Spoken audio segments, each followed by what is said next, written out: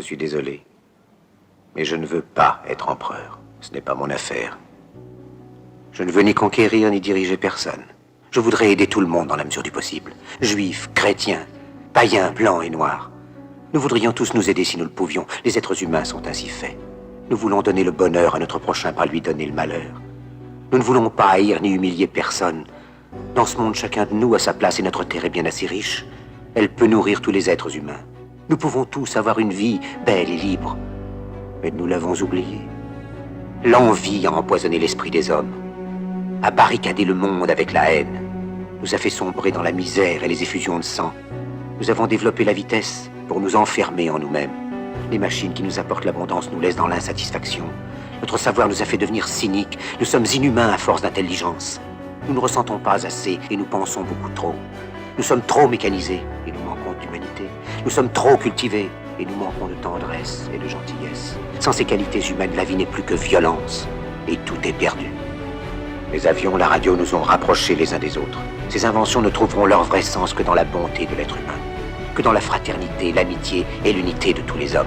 En ce moment même, ma voix atteint des millions de gens à travers le monde.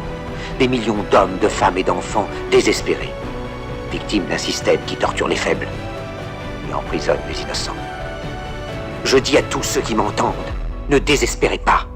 Le malheur qui est sur nous n'est que le produit éphémère de l'avidité, de l'amertume de ceux qui ont peur des progrès qu'accomplit l'humanité. Mais la haine finira par disparaître, et les dictateurs mourront, et le pouvoir qu'ils avaient pris au peuple va retourner au peuple. Et tant que les hommes mourront, la liberté ne pourra pas périr. Soldats, ne vous donnez pas à ces brutes, à une minorité qui vous méprise et qui fait de vous des esclaves, en régiment toute votre vie, et qui vous dit ce qu'il faut faire et ce qu'il faut penser, qui vous dirige, vous manœuvre, se sert de vous comme chair à canon, et qui vous traite comme du bétail. Ne donnez pas votre vie à ces êtres inhumains, ces hommes-machines, avec une machine à la place de la tête et une machine dans le cœur. Vous n'êtes pas des machines, vous n'êtes pas des esclaves, vous êtes des hommes. Des hommes avec tout l'amour du monde dans le cœur. Vous n'avez pas de haine, sinon pour ce qui est inhumain, ce qui n'est pas fait d'amour. Soldats, ne vous battez pas pour l'esclavage, mais pour la liberté. Il est écrit dans l'évangile selon saint Luc, le royaume de Dieu est dans l'être humain, pas dans un seul humain, ni dans un groupe d'humains, mais dans tous les humains, en vous. Vous, le peuple qui avez le pouvoir de créer les machines, le pouvoir de créer le bonheur. Vous, le peuple, en avez le pouvoir de rendre la vie belle et libre, le pouvoir de faire de cette vie une merveilleuse aventure. Alors au nom même de la démocratie, utilisons ce pouvoir. Il faut tous nous unir. Il faut nous battre pour un monde nouveau, décent et humain, qui donnera à chacun l'occasion de travailler, qui apportera un avenir à la jeunesse et à la vieillesse la sécurité. Ces brutes vous ont promis toutes ces choses pour que vous leur donniez le pouvoir. Ils mentaient. Ils n'ont pas tenu leurs merveilleuses promesses. Jamais ils ne le feront. Les dictateurs s'affranchissent en prenant le pouvoir, mais ils font un esclave du peuple.